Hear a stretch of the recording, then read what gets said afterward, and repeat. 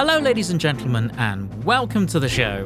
This is T-Bone logging in with an episode of On the Battlefield. So today, it's tank review time with the Vickers Medium I, the British Tier 1 medium tank. So without further ado, let's get started.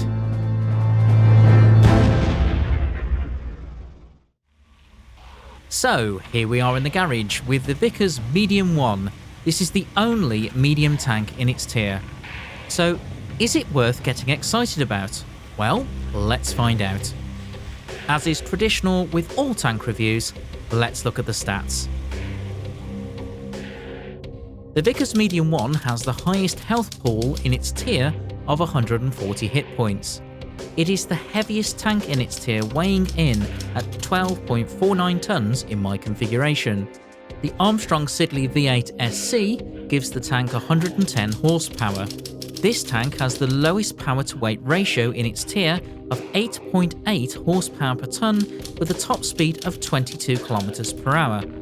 Couple that with the second highest terrain resistance in its tier, and it can take a while to reach that speed or to get off the mark. It has a hull traverse of 28 degrees per second on the Vickers Medium 1A tracks, and a turret traverse of 32 degrees per second. This means the tank is manoeuvrable, but it is average for its tier. In comparison to its counterparts, the tank is huge, resulting in the lowest camo rating for its tier. The Medium I has a view range of 280 metres, which is average for its tier. With the WS-14 radio, the signal range will increase from 90 metres to 250 metres, which is the lowest in its tier. This is a tank that benefits from being in support of allies to keep within signal range. Surprisingly, it does have reasonable gun depression at 7 degrees, but a poor elevation of just 16 degrees. The news doesn't get any better when you consider it has the worst armour in Tier 1, with 6mm on the hull and 8mm on the turret. Using the collision model on Tank Inspector does show the majority of this tank is as described on paper. Even the trilby on the top of the turret matches the rest of the turret armour at 8mm. The tracks and the gun are 10mm, with the gun mantlet a measly 6mm. There are some weak spots on the tank through the tiny viewports. However, when you consider the strength of the armour, I'm fairly sure if the crew sneezed, they'd put a dent in it. So, what about the guns? Well, there are 3 choices available on the Medium I. In reality, there's only one gun of interest, the quick-firing 6-pounder Mark II. This gun has an average penetration and damage of 45mm and 70 hit points with standard ammunition. It will fire just under 14 rounds per minute with a reload time of 4.3 seconds, giving this gun a potential of 973 damage per minute. It has an accuracy of 0.52 with an aim time of 2.2 seconds. It is important to fully aim your shot. Even at short range, it's possible to miss if you don't do this.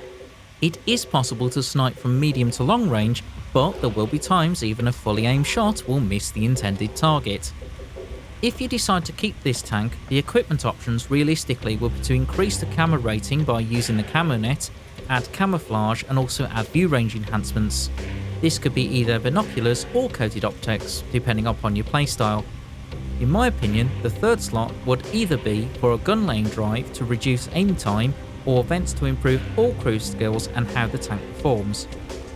As for crew skills, I'd consider going for camouflage to reduce the camo rating even further. With all that discussed and out of the way, let's get on the battlefield and see how this thing drives in my hands.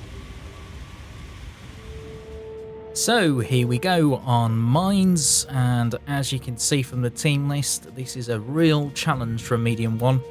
Most of the team on both sides are Tier 2, and the enemy team seems to have a lot more tank destroyers and also an extra artillery as well. The best players on both teams are the T26 on the enemy side and the TP on our side. Okay, so we're starting over the west side near the 1 line. My plan is just to come up to this bush and see what I can spot.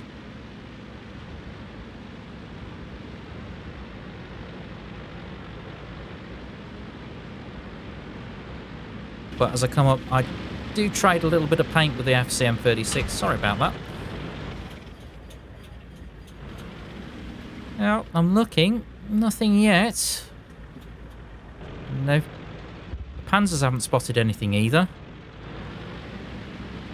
So I'll back off a little bit to see whether there's anything over the other side. And then there's a T-18 spotted by the Panzers on the island. So, move forward. See whether there's a flanking shot I can take. And then, ooh, Panzer II. Let's try it. And again. That one didn't go through. Bounced and then missed. Okay. Well, let's try the T-18. Nope. Okay. T2. Oh, hang on. Yes. Nice pen on the T-18. T2. Yeah, there we go. So, 2 hits, 139 damage, and, oh, side of the T-18. Yes, yes, yes, come on, come on! Yes, first kill, thank you. I just missed the T2 as he docks back.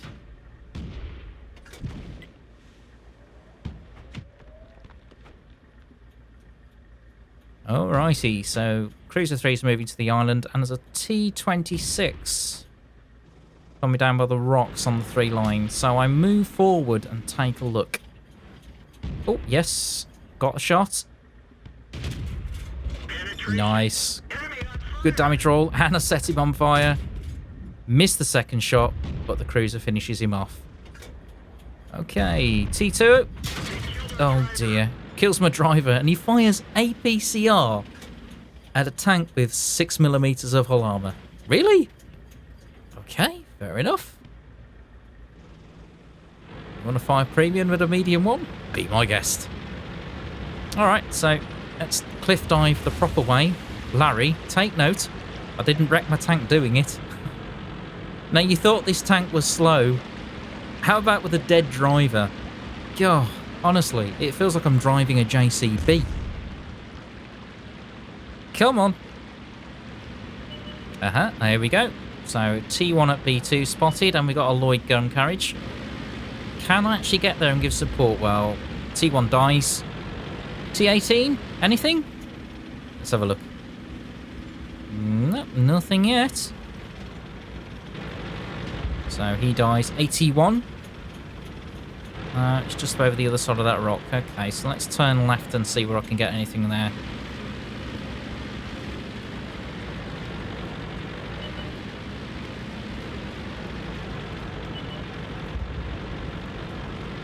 Oh, hello. Artie spotted. Come on. Can I get him? 361 meters. Good shot. And the FCM finishes him off. That's perfect. So, that result was a first class mastery badge, a fire for effect for causing more damage to the enemy vehicles than the hit points of my vehicle. With a premium account, I made 12,591 credits and 699 experience. I hit 5 tanks, destroyed 1, pen 4, did critical damage to the T26 and the T18, assisted in damaging the T26 and the T2, and spotted the T26. Okay, so the team scores. Well, if I sort this by damage, I come top of the team list. I may have only destroyed 1 tank, but I did 323 damage. And even on experience, I still come second overall in the team. As for the detailed report, we're looking at 11 shots fired, 7 direct hits with 5 penetrations, so it does give you an idea of the accuracy of this gun, and that is with 100% crew. They have to consider 145 of that damage was done from a distance over 300 meters. So I managed to damage 4 enemy tanks, destroyed 1, and assisted in 207 damage. So even with the ammunition resupplied, I still made 12,200 credits on a premium account. So some of you may watch that replay and think, that wasn't all that impressive. Well, to give you an idea of what it took me to get a result like that, here's a few games I've played prior to and after that result. Ah, another beautiful day on Mines. The sun is shining, the birds are singing, the lighthouse is dappled with a lovely glow. Peace and quiet reigns over the battlefield as the timer ticks down and the team list is analysed. However, all that is about to change as the fireworks commence.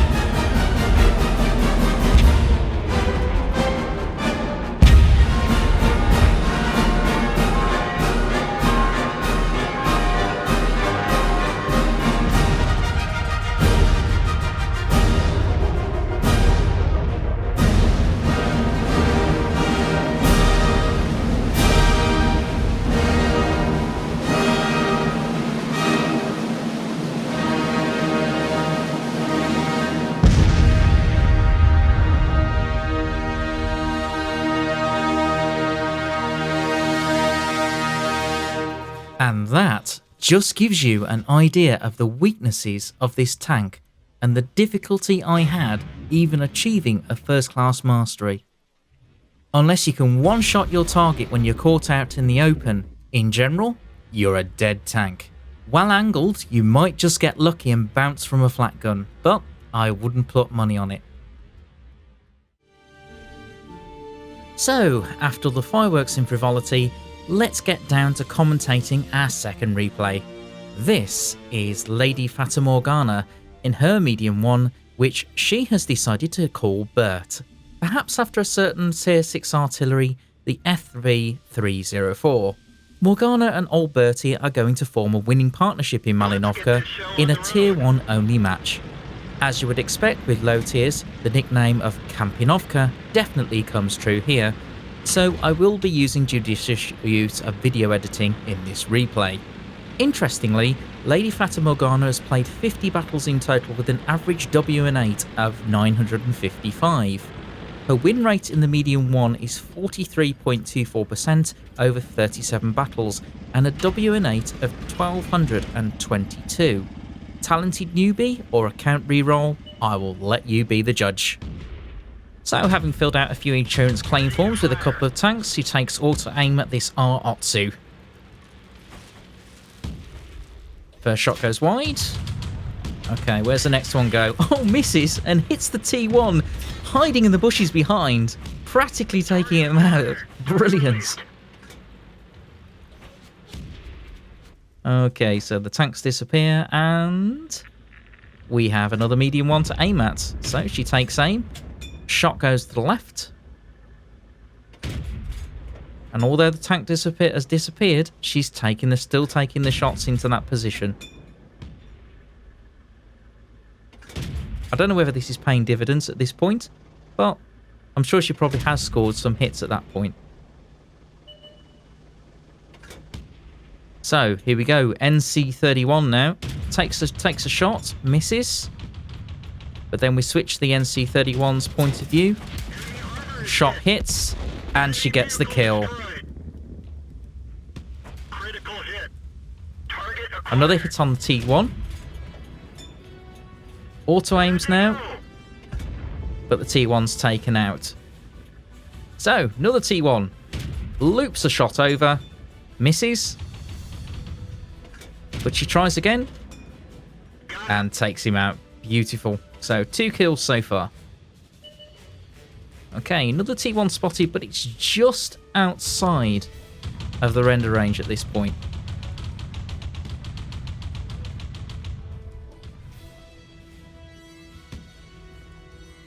So, Morgana's currently just sitting in concealment with the rocks to her left, waiting to see what else pops up. Then all of a sudden, a Medium 1 starts coming across on very low health. Now, and another one, 45 health, misses, Tries again. And sure enough, takes the medium one out. Brilliant. Okay, we get another medium one that's disappeared. Takes the shot. Yes, there we go. Kill number 4. So while there is a lull in the action, let me give you a little history about this tank. The Vickers Medium I was designed by the Vickers Armstrong Company based in Tyneside, who built the first prototypes of the tank in 1921. This was at the time when the government's tank design department was closed in 1923, stopping any state involvement. This meant the tank was built as a private enterprise. Designated A2E1, the prototypes were sent to Bovington for trial in 1923. The tank was fitted with a 3-pounder gun and a machine gun for anti-aircraft use. The tank was not without its flaws, as the axles on the 5-bogey system were too weakly constructed. Major General Duncan noted, "It was a perpetual nuisance, with the path of Medium I tanks littered with discarded wheels." This led to the 1A version of the tank with an improved suspension and armour thickened to 8mm. The turret was a unique feature of the tank, allowing the commander, gunner and loader to work uninterrupted, with the gunner also functioning as the mechanic. It was the first tank to see mass production and accounted for most of world tank production during the 1920s. Along with the Medium Mark II, the tank replaced some of the Mark V heavy tanks. 200 of them served in the Royal Tank Regiment. However, they never fired a shot in anger and were phased out in 1938, 1 year before the start of World War II. That's enough history, now back to the action. So finally, having sat in a bush for a while, we finally find a T1. So she takes aim, takes him out, there we go, kill number 5. Okay, who's next?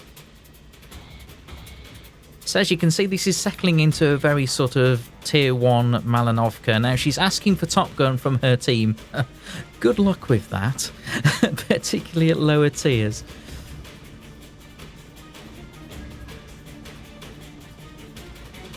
Now, not much happens for a while, so I'm going to skip ahead until we get a little bit more action in this game. So, as if by magic and using a little bit of video editing trickery, a Medium I is now appearing and coming up the flank. I don't see the target. She takes aim, the Medium I disappears, backs up behind the rock, but the Medium I trundles on. So far, not hit until there. That was a really high damage roll as well. 101 from that 6-pounder. So the Medium I is strangling up the hill, and Lady Fatima Morgana is coming over. She's firing on the move. Hits him and takes him out.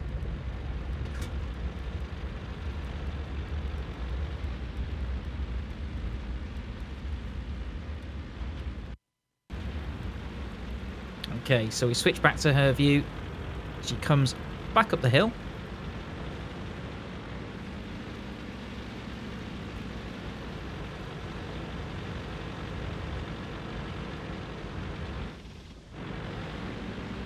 So her team isn't losing too badly at this point, 9-10. That's okay. She can handle that.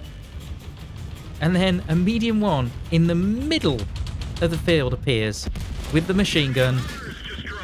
And she takes him out for kill number 7.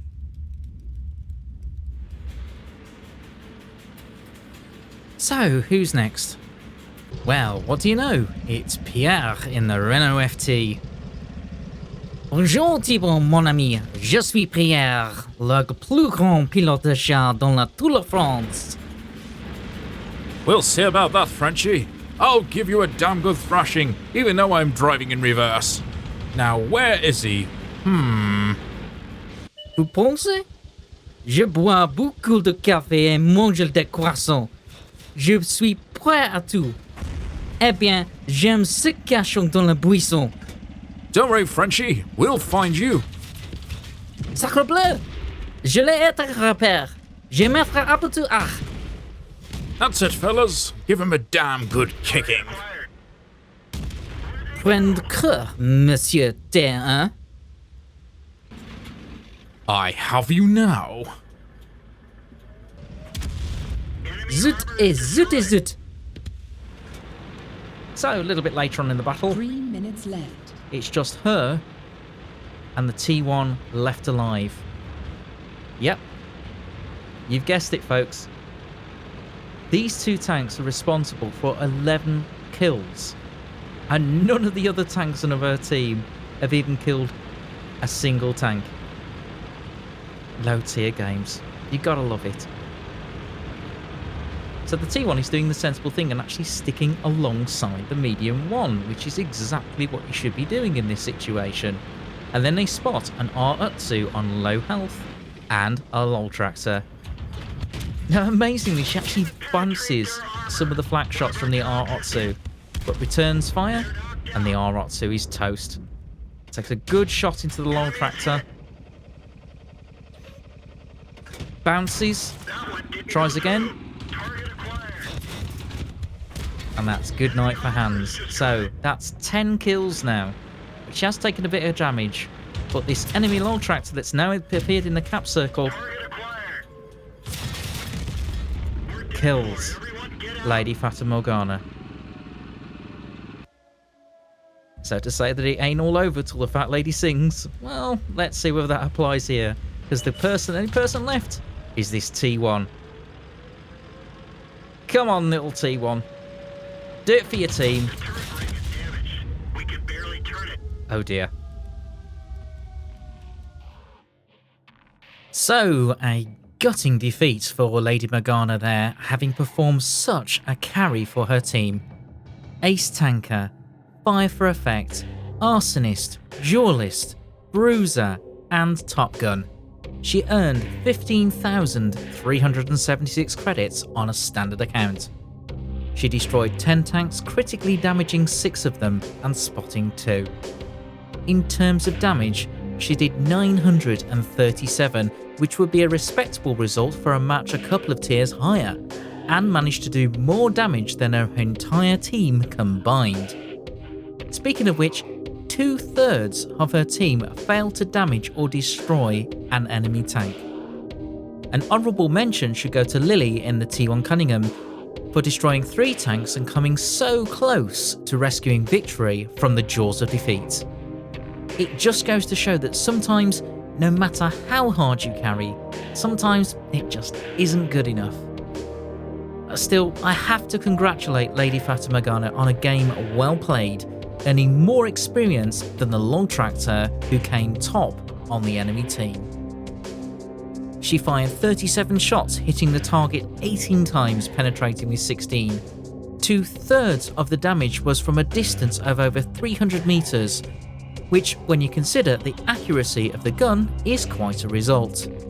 She managed to damage 12 out of the 15 tanks. Incredible. Even after resupplying her ammunition costs, she made 14,716, which is a great result, even though it was a defeat. So, the Vickers Medium I may be the only medium tank in its tier, but as I've demonstrated, it doesn't really behave like one. It's a medium tank that has paper-thin armour, and yet it has the speed and manoeuvrability of a heavy tank. The gun does have some punch though, with the possibility of destroying most of its counterparts in 2 shots. However, it doesn't have the armour to weather return fire, which means the best strategy on the whole is either to use concealment to the best possible effect, or duck behind a building having fired, assuming that you have the nerve to wait just over 2 seconds for the gun to aim.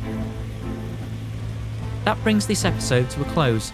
Join us again on the battlefield. Until next time, take care and enjoy your gaming. This is T-Bone logging off.